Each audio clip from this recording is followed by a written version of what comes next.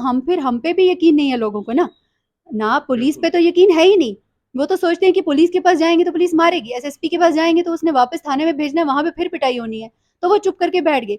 लेकिन सबसे बड़े दुख की बात मुझे ये हुई कि ये जो हम काले कोट वाले हैं, मतलब उन लोगों को हम पे भी भरोसा नहीं है कि हम कोर्ट में जाएं और हम किसी वकील से पूछें यार कि हमारे साथ इतना जुल्म हो गया, हमारे साथ इतनी ग्रॉस ह्यूमन राइट्स वायलेशन हो गई, आप प्लीज हमारे लिए चलें और अंदर बोलें कि उस इलेक्ट्रिक शॉक ट्रीटमेंट की वजह से उस आदमी की आईसाइट जो है वो वीक हो गई, मेंटली उसको डिसेबिलिटी आ गई 45% की हद तक, और उसकी पूरी फैमिली जो है वो डिस्टर्ब है। जो हेयरिंग थी उसमें 2 एक्यूज हाजिर हुए हैं, तो एसएचओ साहब जो थे वो यहाँ पे हाजिर नहीं हुए हैं अभी। उस वक्त के एसएचओ अब तो नहीं रहे बिल्कुल हैं। बिल्कुल, वो हाजिर नहीं हुए और उनके साथ जो पीएसआई अरुण सिंह थे वो भी हाजिर नहीं हुए हैं।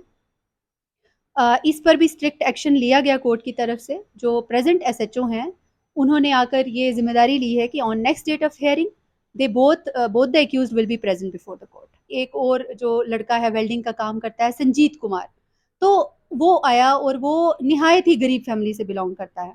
वो जब आया तो मैंने उसकी हालत देखी, पहले तो मुझे बड़ा एक तो तरस भी आया उस पर। उसने मुझे कहा कि हमारी भाभी ने एक एप्लीकेशन मूव की, सिंपल एप्लीकेशन, कोई एफआईआर नहीं, सिंपल एप्लीकेशन पे मेरी पेरेंट्स को और मुझे जो है थाने में बुलाया गया। मुझे कान पकड़ाकर मुझे पहले पट्टों से पिटाई की गई, फिर उसके बाद मुझे शॉक्स दिए गए 50 to 55 टाइम्स, और उस वजह से मेरी जो ये बाजू है वो पूरी अभी काम नहीं करती है, और मैं 300 रुपए दिहाड़ी पे वेल्डिंग का काम करता हूँ। नहीं तो जिस शख्स को भी हमारी ज़रूरत किसी वक्त भी पड़े, वो 24 घंटे हम उनके लिए तैयार हैं और उनकी वकालत हमेशा बगैर पैसों के भी करेंगे। इस वक्त डिस्ट्रिक्ट कोर्ट पुंछ में हूँ। डिस्ट्रिक्ट कोर्ट पुंछ के बाहर जो चैम्बर्स हैं वकला हजरात के, वहाँ पर हूँ। पिछले दिनों आपने देखा होगा कि ये चैम्बर ख़ास तौर से और ये चेहरा बहुत ज़्यादा सुर्खियों में रहा। वजह ये थी कि आज से एक हफ्ता पहले के एसएचओ पुंछ रंजीत राव, एक लड़का जगविंदर, जिसको पकड़कर थाने में ले जाते हैं और थर्ड डिग्री का इस्तेमाल करते हैं। एक दो दिन के बाद मीडिया के ज़रिए ये बात हम तक पहुंचती है कि पुलिस ने कितनी ज़्यादती उसके साथ की। उसके बाद पुंछ, जम्मू और पंजाब तक का मीडिया इस पर बात करता हुआ नज़र आया। कल कोर्ट में तारीख भी थी, क्योंकि धीरज कौर यहाँ की मशहूर और मारूफ वकील भी हैं और जगविंदर इनके भाई हैं। वो मामला जगविंदर की वजह से सामने आया, लेकिन अभी थोड़ी देर पहले एक प्रेस कॉन्फ्रेंस धीरज कौर जी ने की है। उस प्रेस कॉन्फ्रेंस में इनके पीछे 3-4 लोग ऐसे बैठे हुए थे जिनके साथ एसएचओ रंजीत राव ने वही सलूक किया है जो सलूक उस रात को जगविंदर सिंह के साथ हुआ। एडवोकेट सज्जाद चौहान भी इस वक्त मेरे साथ है। अक्सर शिकायत इस तरह की आती रहती हैं कि पुलिस की जानिब से कहीं ना कहीं ज्यादती होती रहती है। उसके बाद इंसाफ का मंदिर जिसे कहा जाता है वहां हम पहुंचते हैं, लेकिन पुलिस स्टेशन से लेके इंसाफ के मंदिर यानी अदालत तक पहुंचते पहुंचते कई आदमियों को कई महीने और कई साल लग जाते हैं। और कुछ लोग ऐसे हैं जो इस काले कोट के डर और खौफ की वजह से इसलिए नहीं पहुंच पाते कि पुलिस ने जो ज्यादती की वो तो की ही, लेकिन अब यहाँ जाएंगे तो हमारे पास उतने पैसे नहीं हैं कि अदालत का दरवाज़ा खटखटा सके। लेकिन आज की प्रेस कॉन्फ्रेंस में धीरज कौर जी ने यह कहा, ज्यादती होती है चाहे पुलिस करे चाहे कोई और डिपार्टमेंट, आप यहाँ पर पहुँचिए, अगर पैसे नहीं हैं तो आपका केस फ्री में लड़ा जाएगा। धीरज जी बहुत शुक्रिया, चौहान साहब बहुत शुक्रिया। धीरज जी आपसे शुरू करते हैं। मामला आपके भाई का था, सुर्खियों में आया। इससे पहले भी, जैसे आज आपने प्रेस कॉन्फ्रेंस अभी थोड़ी देर पहले की है, आपके पीछे 3-4 लोग बैठे हुए थे जिनके साथ ज्यादती हुई है, लेकिन वो लोग नहीं बोल पाए। अगर जगविंदर की बहन धीरज कौर नहीं होती तो मुमकिन है ये मामला भी उसी तरह चला जाता जैसे इससे पहले वाले मामलात रहे हैं। मुझे ये बता दीजिएगा कि कानून के दरवाजे तक पहुंचना ज़रा मुश्किल इसलिए हो गया है कि आदमी सोचता है कि वहां जाके और परेशान होऊंगा, पुलिस ने जो किया वो तो किया ही। अगर इख्तियारात की बात की जाए, कानून कितना इख्तियार देता है पुलिस को, एसएचओ को, कि वो किस तरह इन्वेस्टिगेशन करे, कितना आगे तक जाए, कानून ने कितने इख्तियारात पुलिस को दिए हुए हैं, ये थोड़ी सी वजाहत कर दीजिएगा। इसमें सबसे पहले मान लीजिए कोई इंसिडेंट हो जाता है तो वो थाने में रिपोर्ट होता है, एफआईआर लॉन्च होती है, उसके बाद इन्वेस्टिगेशन स्टार्ट होती है। किसी भी ऑफेंस में पुलिस जो कॉग्निजेबल ऑफेंस हैं, नॉन कॉग्निजेबल ऑफेंस हैं, उसमें कुछ ऑफेंसेस में पुलिस गिरफ्तार करके थाने में रख सकती है, हवालात में डाल सकती है। कुछ जो ऑफेंसेस ऐसे हैं जिसमें वो वहीं पे बेल लेकर एक्यूज को छोड़ सकती है, जो छोटे मोटे ऑफेंसेस हैं। अब जो हीनस ऑफेंसेस हैं उसमें भी जो कानून है वो इजाज़त नहीं देता कि पुलिस किसी को इतना टॉर्चर करे। जहाँ पे कोई बहुत ज़्यादा हीनस क्राइम है, लाइक मिलिटेंसी रिलेटेड है, तो वहाँ पे पूछताछ कन्फेशन को लेकर थोड़ा बहुत टॉर्चर जो है अलो किया गया है। लेकिन विद इन 24 आवर्स जब रिमांड के लिए लाया जाता है तो सबसे पहले मेडिकल करवाया जाता है कि क्या इसके साथ थाने में कोई टॉर्चर तो नहीं हुआ। उसके बाद कोर्ट में जब रिमांड दी जाती है तो फिर ये पूछा जाता है कि आपको पुलिस ने कहीं टॉर्चर तो नहीं किया। तो कुछ जो चीज़ें हैं वो पुलिस को ये समझनी होंगी कि पुलिस रूल्स में जो चीज़ें हैं वो उसको फॉलो करना होगा। आप किसी को बिना किसी ऑफेंस के उठाकर ले जाएं और उसकी इस हद तक पिटाई करें कि जो कानून के किसी भी सेक्शन में, किसी भी रूल में, किसी भी इख्तियार में आपको नहीं मिली है, तो वो चीज़ जो है हम बिल्कुल उसको कंडेम करेंगे। चाहे जगविंदर मेरा भाई है, अगर वो मेरा भाई नहीं भी होता, वो किसी एक गरीब घर से होता, वो किसी का भी भाई होता, बीइंग एन एडवोकेट, अगर वो वकील समझकर मेरे पास आता तो मैं इसी तरह से उसका केस लड़ती। जैसे ये 3 लोग आज मैंने अपनी प्रेस कॉन्फ्रेंस में दिखाए, ये लोग पहले डर के घर में बैठे थे। अब इनमें से जैसे ये मैटर सामने आया तो एक-एक करके सभी मेरे पास आए। उनमें से एक जो है वो ये कहता है कि मुझे इतना टॉर्चर किया गया, एक सिंपल एप्लीकेशन जो घरेलू डोमेस्टिक केसेस में, उसमें तो आपके पास इख्तियार ही नहीं आप किसी को पिटाई करें और आप किसी को इस हद तक मारें कि आप उसको इलेक्ट्रिक शॉक्स दें 1.5 घंटे तक और फिर उसकी पिटाई करके उससे ज़बरदस्ती 2.5 लाख रुपया दूसरी पार्टी को दिलवाएं। ये सब चीज़ें कोर्ट में हो सकती हैं। कोर्ट किसी को कह सकता है कि आप इस तरह से कॉम्प्रोमाइज़ करें या नहीं करें, लेकिन पुलिस का ये काम नहीं है कि आप एक सिंपल एप्लीकेशन पे, एफआईआर भी नहीं, एक सिंपल एप्लीकेशन पे आप एक पूरी फैमिली को उठा के लाएं, उसको टॉर्चर करें, फिर उसको प्रेशराइज करें कि आप कॉम्प्रोमाइज़ करें और फिर उससे पैसे दिलवाएं और फिर आप उसको इलेक्ट्रिक शॉक्स दें। और मुझे दुख इस चीज़ का हुआ कि उस इलेक्ट्रिक शॉक ट्रीटमेंट की वजह से उस आदमी की आईसाइट जो है वो वीक हो गई, मेंटली उसको डिसेबिलिटी आ गई 45% की हद तक और उसकी पूरी फैमिली जो है वो डिस्टर्ब है। तो ये चीज़ें जो हैं अगर हम लोग, जो हमें काला कोट ये दिया है, ये हमारी एक यूनिफ़ॉर्म है, हमें दिन में 10 बार हम इसको सोचते हैं कि यार इस कोट की वजह से हमारी इज़्ज़त है।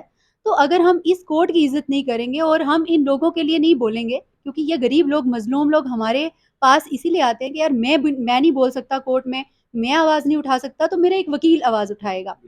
तो अगर हम लोग आवाज़ नहीं उठाएँगे तो ये लोग कहाँ जाएँगे? अब जब ये मैटर सामने आया तो ये लोग भी एक-एक करके सामने आए कि शायद हम चल के देखते हैं कि हमारा भी कोई मसला कहीं हाइलाइट हो या हमें भी कहीं इंसाफ मिले। जैसे ही ये मैटर आया, उसके बाद जब यहाँ नाम चला कि एक और जो लड़का है वेल्डिंग का काम करता है संजीत कुमार, तो वो आया और वो निहायत ही गरीब फैमिली से बिलॉन्ग करता है। वो जब आया तो मैंने उसकी हालत देखी, पहले तो मुझे बड़ा एक तो तरस भी आया उस पे। उसने मुझे कहा कि हमारी भाभी ने एक एप्लीकेशन मूव की, सिंपल एप्लीकेशन, कोई एफआईआर नहीं। सिंपल एप्लीकेशन पे मेरी पेरेंट्स को और मुझे जो है थाने में बुलाया गया। मुझे कान पकड़ाकर मुझे पहले पट्टों से पिटाई की गई, फिर उसके बाद मुझे शॉक्स दिए गए 50 टू 55 टाइम्स और उस वजह से मेरी जो ये बाजू है, वो पूरी अभी काम नहीं करती है और मैं 300 रुपए दिहाड़ी पे वेल्डिंग का काम करता हूँ। नहीं तो ये जो केसेस मैम आप बता रही हैं, ये जिसका अभी भी आपने जिक्र किया, ये रंजीत राव के वक्त की बात है या आगे पीछे की? ये एसएचओ साहब ने खुद ही सारा इसमें किया है और वो नाम भी उन्हीं का ले रहे हैं। शायद कोई आईओ बीच में 1-2 इन्वॉल्व हो मतलब सकते थाने हैं। के एसएचओ तो रंजीत राव ही थे ना? इन्होंने ही किया है और वो कहते हैं एसएचओ साहब ने खुद हमें करंट्स लगाई हैं। तो ऐसी चीज़ें सुन के थोड़ा-सा हमें भी एक परेशानी हो जाती है कि यार इससे पहले इनमें से कोई भी नहीं आया और इसका मतलब तो हम पे भी यकीन नहीं है लोगों को ना। ना पुलिस पे तो यकीन है ही नहीं। वो तो सोचते हैं कि पुलिस के पास जाएँगे तो पुलिस मारेगी, एसएसपी के पास जाएँगे तो उसने वापस थाने में भेजना है, वहाँ पे फिर पिटाई होनी है।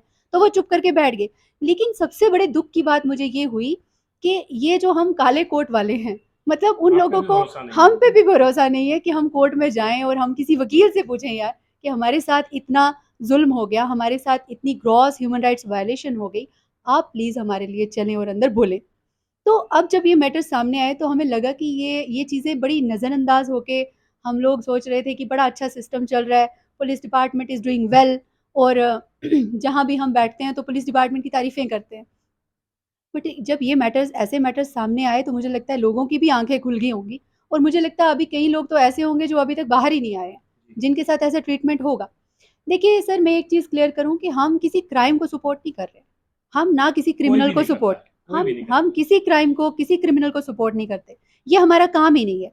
हाँ, उनके लिए लड़ना हमारा काम है कि हमें कोर्ट के सामने सच और झूठ लाना है। लेकिन हमारा काम ये नहीं है कि हम इस टाइम ये कहें कि किसी ने गलत किया है तो उसके साथ ऐसा ट्रीटमेंट अगर किया पुलिस ने तो वो गलत किया। हम ये बिल्कुल सपोर्ट नहीं करेंगे। बट जहाँ एक सिंपल एप्लीकेशन, घरेलू एक डोमेस्टिक मैटर में, वहाँ पे इलेक्ट्रिक शॉक ट्रीटमेंट देने का ये जो मुझे कोई रीज़न समझ नहीं आ रहा, ये कोई रीज़न नहीं है।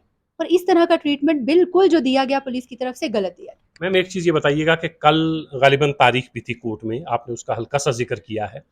कोर्ट में कल क्या हुआ, और मैं चूंकि आउटसाइडर हूं, आप कोर्ट का हिस्सा हैं,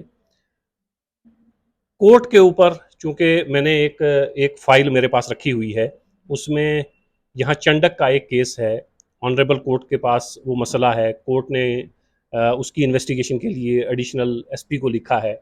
उन्होंने अपनी गोलमोल सी एक रिपोर्ट बना के यहाँ पे दे दी है। एक तो ये बताइए कि कल कोर्ट में क्या हुआ, और दूसरा कोर्ट से कितनी उम्मीदें हैं।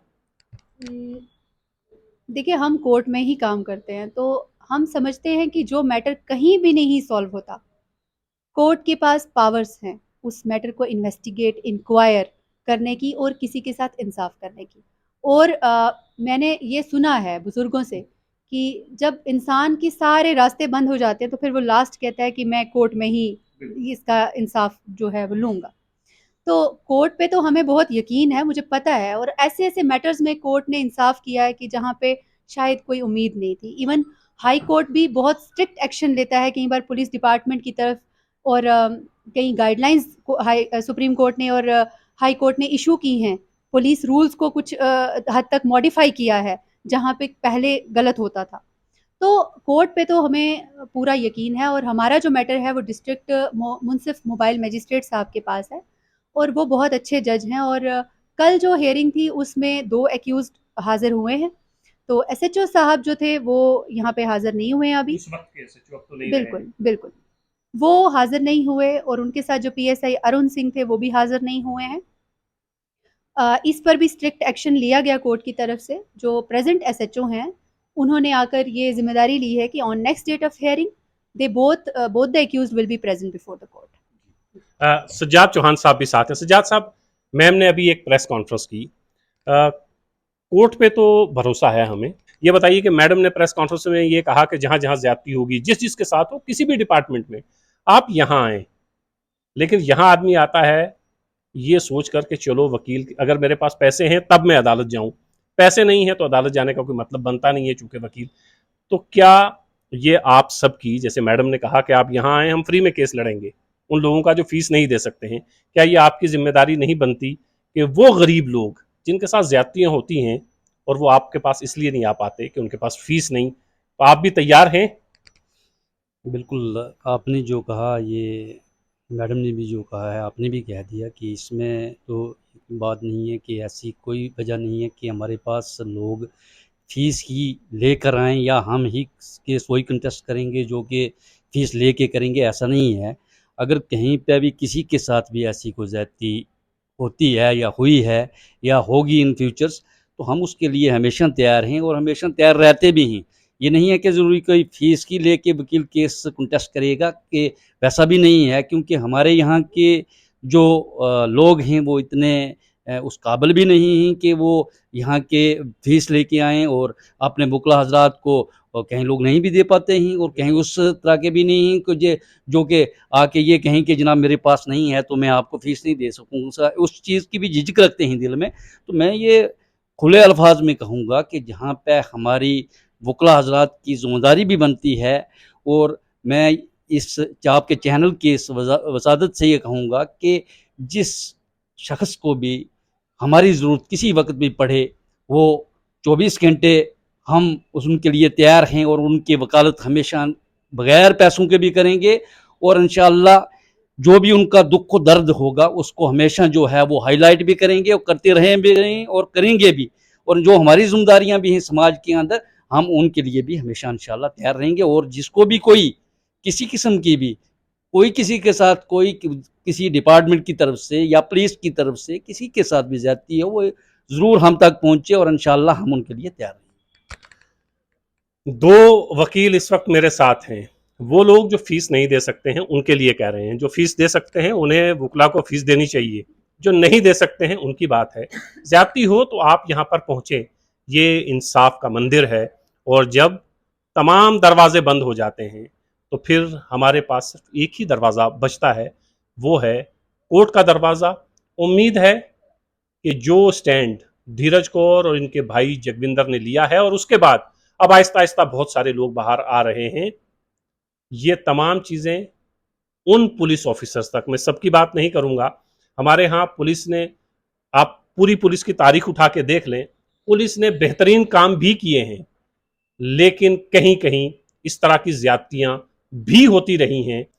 दरवाजे आपके लिए कोर्ट के खुले हैं, लेकिन दरख्वास्त पुलिस डिपार्टमेंट से बस इतनी है कि आप ये कोशिश करें कि इस दरवाजे पर इस तरह जिस तरह जगविंदर सिंह पहुंचा है कोई ना पहुंचे, ये मौका ही ना मिले किसी को कि पुलिस ने किसी के साथ ज्यादती की और फिर वो धीरज कौर और एडवोकेट सजाद चौहान को ढूंढता हुआ यहाँ पहुंचे और ऑनरेबल कोर्ट में जाए। इससे पुलिस डिपार्टमेंट की साख जो है वो बहुत मुतासिर होती है। मैं बहुत